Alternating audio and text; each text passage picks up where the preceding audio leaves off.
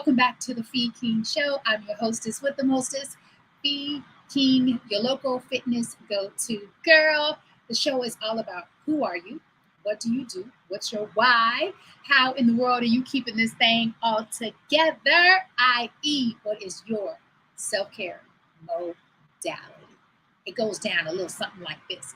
Who am I? I am a woman. I am a sister. I'm a cousin to my favorite cousin, Rosetta Bonner. I am an auntie, a pet parent. I'm a daughter. I'm a best friend to several amazing women. I'm a fiance to an extraordinary man named Sekou Wrights.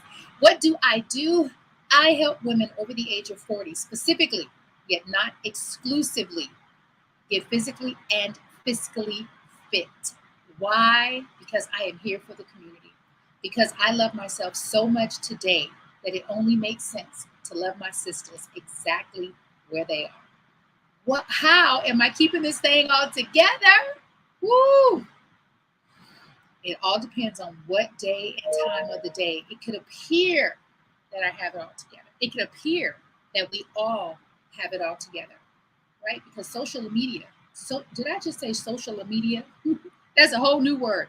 Because social media would have us think that we're all happy all the time, healthy, fit, athletic, beautiful, filterless, all of the things. How I keep this thing all together requires some work ethic and belief and discipline. It is running, reading, mindfulness meditation, transcendental meditation every day, prayer and exercise. And I'm talking your girl is convening. I'm in a state of convening with God all day long.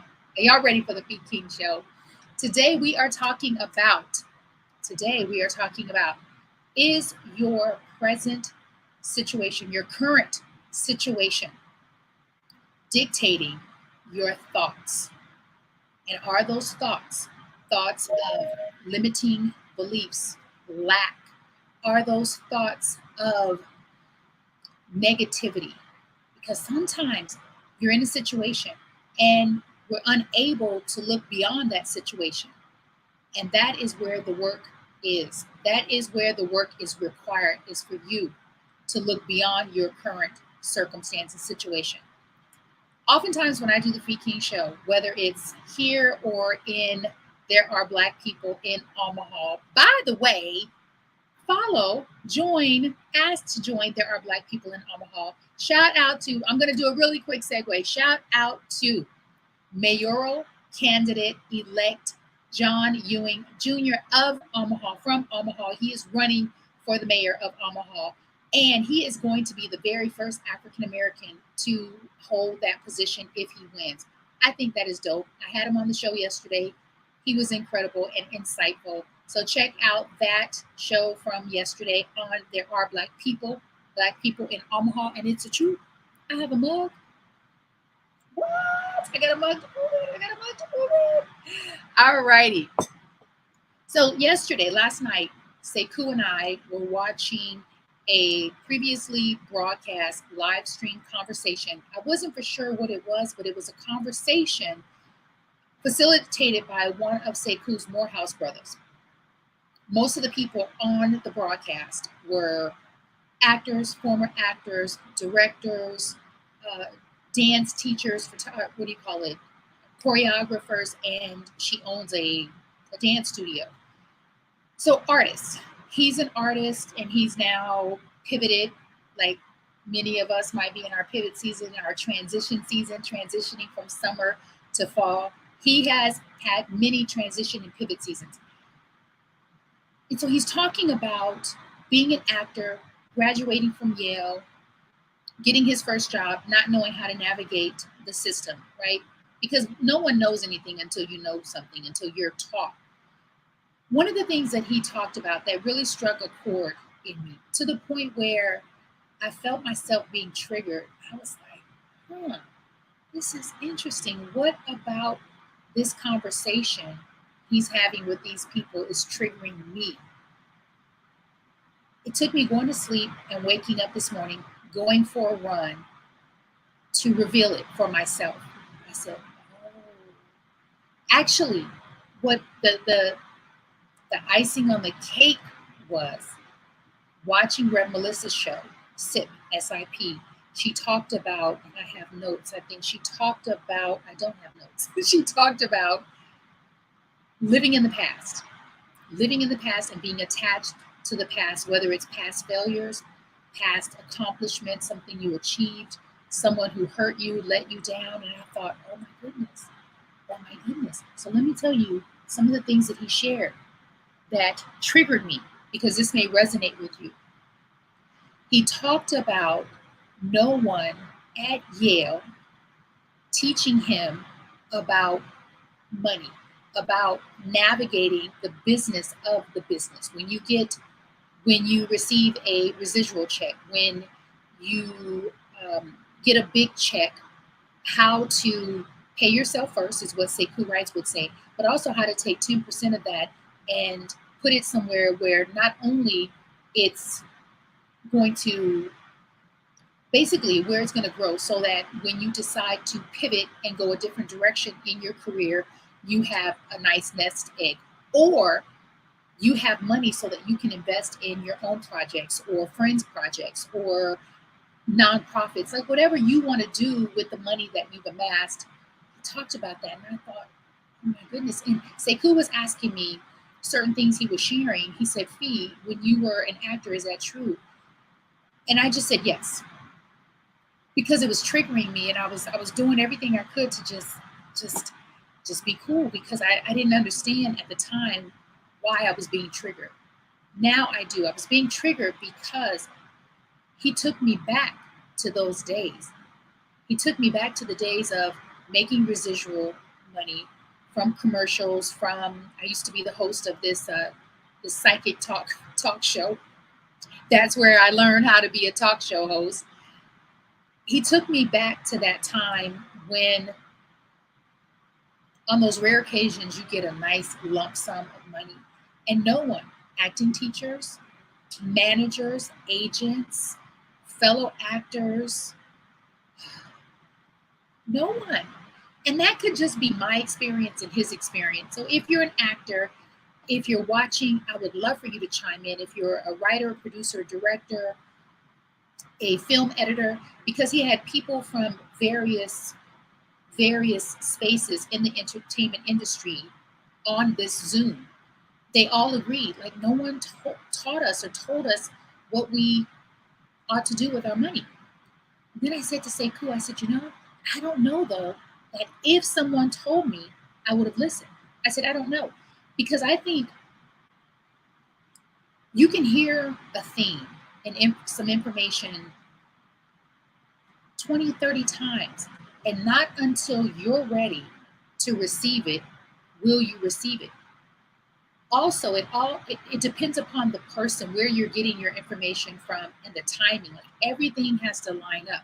Bob Proctor talks about that a lot in his book, which I was watching. You Were Born Rich. I did Bob Proctor's meditation this morning. I listened to his seminar when I run and when I walk. This morning, I listened to an interview that he did 6 years ago. 6 years ago, Bob was in his 70s. He's now deceased. Rest in peace, Bob Proctor, my other mentor. He came before Arlen. In his interview, the young man asked him, at what point did you want to change? At what point are you so fed up or disappointed with where you are in life? Did you want something different, something more? Bob said, I didn't. I didn't even know that I had permission to want something else. I thought this is what it was. Working a job, not being happy, going to this job, not even doing a good job. These are Bob's words. Not even doing a good job. Like I barely escaped getting fired more often than I did get fired. So the young man said, so what happened? He said, it was not until I met this man who I didn't know. I have no idea why this man, this is what Bob is saying. I have no idea why this man is even talking to me. Right? He said, when I thought about it, I thought, wow, why would someone who was happy, the man who was talking to Bob was a happy man, he was healthy, he was very wealthy. He said all of the things that I wasn't. And he asked me, why don't you want something else? And Bob said, I don't know. Like, I don't know. He didn't know that if something else was even an option. The man said, I want you to read this book. Bob said, I know how to read, but I don't read. He said he was 24 years old and had never just sat down and read a book, whether he was seeking knowledge, information, or entertainment or escapism. He said, I had never read a book. He finished only 2 weeks. I think he said 2 weeks of high school. I'm going to go back because I want to be really, I want to be correct with that. It was either 2 weeks or 2 months of high school. He said, I had, and most people, I don't know the statistics, if this is correct, and maybe during his time it was correct. Because again, Bob was in his 70s 6 years ago. He said most Americans have only a 7th grade reading equivalency. So reading was not his thing. He said the fact that this man was talking to him made him curious. So the man gave him this book. I will share the name of the book because I haven't gotten that far, but I will be watching that today. That is a part of my self-development work today. The man gave him this book. Bob Proctor pulled the book out of his pocket on this talk show. It's tattered. He said, I've read this book every day for 55 years. I get a little emotional saying that, 55 years. And then I thought, Fee King, you have read this book, and I'm reading it again with Sekou, and I'm reading it aloud for Sekou because it helps him to absorb it. This is probably my 14th time. So I have some catching up to do to catch up with Bob Proctor. Again, the question is your current situation, whatever that is your current situation allowing you to go down the rabbit hole of thoughts that are not serving you? Or is your current situation so amazing, like so amazing in every area that it is allowing you to hold thoughts of prosperity, abundance, love, joy, exceptional health, positivity, optimism? Like, I want to know, is that where you are today? Or is your current situation such that you're not happy, you're not feeling healthy, you're not feeling like you're at the top of your game? And so because you're not currently there, you might be thinking that this is where I'm going to always be. And so you allow yourself to have thoughts of negativity, thoughts of lack, thoughts of poverty, thoughts of how am I going to do this? Thoughts of I got to figure this out. Which, by the way, friendly reminder, I get to remind myself of this, which is the how is not your responsibility. So you actually get to take that off your plate.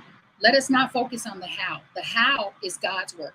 What you get to do is get or become clear on your what, get and become clear on why, and then get and become clear on who.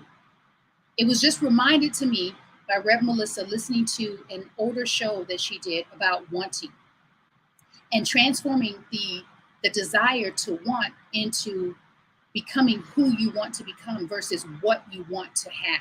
Because once you become who you want to become, then all of the things that you want are attracted to you and you are attracted to them. Now, does it just happen through osmosis? It requires work. According to Napoleon Hill, Think and Grow Rich, according to Bob Proctor, you are born rich, according to Arlen Hamilton, my mentor, who reminds us to simply be who we are so that the people who are looking for us can find us. So be who you are so that the people who are looking for you can find you. But you get to firstly discover who you are. And Rev Melissa would say, whose you are. Are you accepting that you still occasionally allow yourself to feel those feelings of lack, those feelings of negative? loss, those feelings of heaviness, and pivot in the clarity of your purpose. Knowing that even though I'm feeling these feelings, it's not who I am. So, for example, last night when I was listening to this brother on this formerly previously recorded broadcast, I was thinking about the numerous times I had gone into an audition when I lived in LA, when I was going through the motions, not even believing that it was remotely possible that I could land this role. Like, but I'm just there because on some level, I think that that's what I'm supposed to do because I said I wanted to be an actor and I have the headshots and I paid for the classes. And I've been telling people I'm an actor. Oh, and I have the business cards and the headshot and the flyers and all the things. So I remember being so overcome and overwhelmed with fear, right? Not knowing that I could feel fear at that time, not knowing that I could feel fear and be courageous in the face of fear. And I would show up, I would do the audition, and there were a few times, there were just a few times where I would audition and I was able to, in that moment, release the fear, even though, I'm thinking about my current situation, which is I didn't get the part last week before. I didn't have an issue with paying my bills back then because I had such a strong set of skills, which was personal training. I always had money, and I'm not saying that I was wealthy and that I didn't have debt, and that there were times where things were slow and the money wasn't coming in as consistently. What I am saying is I wasn't a starving artist. I was never a starving artist, starving actor. I was hungry for it because I wanted to become a full-time artist, not necessarily a full-time exclusively actor, but a full-time artist, one who's writing, performing, doing plays, doing commercials, booking the roles. But what came up for me last night as I'm watching is I was allowing myself to live in the past and feeling like, you know what? Not only was I not well equipped financially because no one was sharing with us actors, creatives, what to do with the money when you get the money, what to do with the money so that in 5, 10, 15, 30 years you're not broke. That's what came up for me. That's the one thing that came up for me. The other thing that came up for me was I realized that I had allowed fear to dictate my thoughts. I allowed fear to put me in a poverty mindset. And I still do. Yeah, that's the truth. I still do. And then I realized this morning on my run, I said, this is good news though, because you just made a discovery. And with that discovery means I get to do something about it. I get to do something about it. And I think that is the difference between people who continue to move forward, who continue to go for their dreams, who continue to stay on track for their goals in spite of what your current situation is showing you.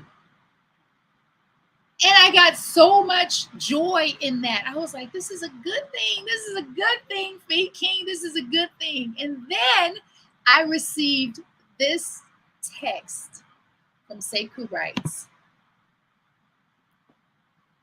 Let me blow that up. Can you see that, y'all? Can you see that? Oh my goodness. Oh, it goes away so fast. Oh, it goes away so fast. I will share that on social. Basically, it is a photo. It's an image. So on Instagram, thank you so much. I can't hear you. You can't hear me? Oh my gosh. Let me know if you can still hear me or not. Please let me know because I don't know why you can't hear me, but I'll do my best. I think it's the volume. I'll do my best to turn it up. And I will also share clips. What I was saying is, Sekou Writes sent me an image of a woman standing before a huge wall of Zoom blocks. We'll call them Zoom rooms, Zoom blocks, or maybe it's StreamYard. It's some digital platform where people are engaged in what you're sharing, saying, doing, being, having, and you're engaged in who they are, which for me, that just resonates with community. And when he sent that to me, what did he say? It's in my, I can hear you now. I had to log out. Oh, okay. All right, cool. Thank you for doing that. Thank you for going through all those steps just to hear. That's dope. I love it. And so I get to be reminded, and you get to be reminded, that your current situation does not dictate where you're going and where you'll be. Let me say that again. Your current situation does not dictate, it does not have to dictate where you're going and where you'll be. And I get to release that trigger that I experienced from hearing this man share his experience being an actor and him pivoting and where he is now, which is in a completely different industry. What he does now, which I'm not completely clear on yet, but I do know that what he does now is help creatives, probably not exclusively, specifically because that's his yummy delicious spot, which is creatives. He helps creatives make money, residual passive income. Again, I don't know how and what he does. We'll discover that, or we'll uncover that at a later time. I'm just grateful that what I experienced yesterday, some things came up. And I've said this before, and I'll say it again. Sometimes when we arrive, when we've done the work, I'll give you an example. When you've made a decision in your life that you're going to stop making excuses, and you say, you know what, I'm going to do the work. I'm going to work out. I'm going to eat like I give a dang. I'm going to hydrate. I'm going to essentially commit. And you do that for 60, 90 days, and you get amazing results, not just aesthetically, but how you feel on the inside. Your sleep has improved. Your clarity has improved. You're able to concentrate, your focus, like you're on your game. You are a badass at being fit, and you did it, right? So you're there. And then what? Like you've arrived. And then what? What, you just stop? You go back to where you came from? No. There's somewhere else for you to go. There's a new goal. There's a new dream. And then you move forward towards that one. And I'm sharing this because sometimes those of us who have the tools, right? And here are just a few of the tools that I use: mindfulness meditation, transcendental meditation, reading, writing, praying, exercising. And of course, listening to just a small three thought leaders who are Arlan Hamilton, author of It's About Damn Time and Your First Million. You Were Born Rich, Bob Proctor. The work that I do in my fitness business is based on Younger Next Year. And the last book is, well, there's a couple more, but the last book is The Wisdom of Menopause by Dr. Christiane Northrup. The Wisdom of Menopause by Dr. Christiane Northrup. Okay, so we're doing the work, right? We're doing the work. We're being the work. We're seeing shifts in our lives. We're feeling initially ourselves transform. And then we start to see it. But the work is endless. As long as you're alive, you get to do the work. And you get to decide if I'm going to enjoy the work. Even if the results aren't showing up as quickly as I want them to. Even if the results aren't looking and feeling like I imaged that they would. You still get to do the work. And you get to reframe the laboriousness. Is that a word? I don't know, but I know laborious is a word. I don't know if NESS is, but that's okay. But you get to enjoy it, regardless of how it shows up, or how sometimes we think, it's not showing up on time, but it's always exactly when and where you need it. It's always. Are you allowing your current situation to dictate your thoughts? And if you are those thoughts of poverty, thoughts of lack, thoughts of I've run out of time, thoughts of I don't know how, thoughts of I'm too old, I'm too late? Because I sure hope I'm not the only one. I hope that I'm not the only one. Because if I am, that means I'm in this all alone. And I don't want to be in this thing all alone, which is why I am here for community. Because I know that all of us at some point have these same experiences and these same thoughts. And what I also know is that we all have the capacity to transform it. We all have that capacity to transform it. Woo! Mm. All right, so I'm going to check in with the comments because I'm sorry I got so caught up. I didn't check. So, what's up, Fatima West? Constant recreation of self. Yes, yes. And it's about damn time. I have it. Let me tell you, I love books. I love books so much. I shared with Sekou, I said, you know what? I'm going to write, I'm going to write, I'm going to write a TV show. I'm going to write a TV show titled The Do-Over because I need to do all 4 years of high school over. I need to do them over because the system failed me. I'm going to keep it real. The system failed me. And I say that because not one time did a counselor call me down to her office and ask me, so, Miss Keene, what would you like to be when you grow up? What do you want to do? What college are you thinking about going to? That never happened. That conversation never happened. Not only that, had it happened, I would have known that I could have gone to college and got a degree as a librarian. Did you know? And y'all, I do not want you to type in the chat. You can still go to college. It's not too late. That's not the point. That is not the point. I am not going to college to get a degree as a librarian. That is no longer my desire. However, I spent hours in libraries.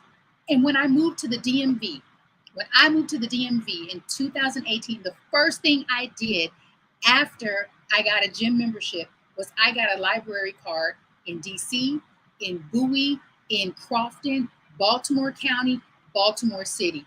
Don't play with me. I love the library. I love books. I love education. I love learning. And I love sharing. And I'm going to write that TV show because I need a do-over. Type in the chats, a D-O space over. A D-O space over if you need a do-over from grade school, junior high, high school, college. I am going to write my do-over. All right, so let us get up out of here. I have a couple announcements. And Fatima West is saying, I had no idea I could afford to go to college. My outlook was so hopeless and bleak. Fatima, I am curious as to when and what helped you to shift. Because something happens. Something happens to and for us, whether it's something you overhear, you meet someone says something to you.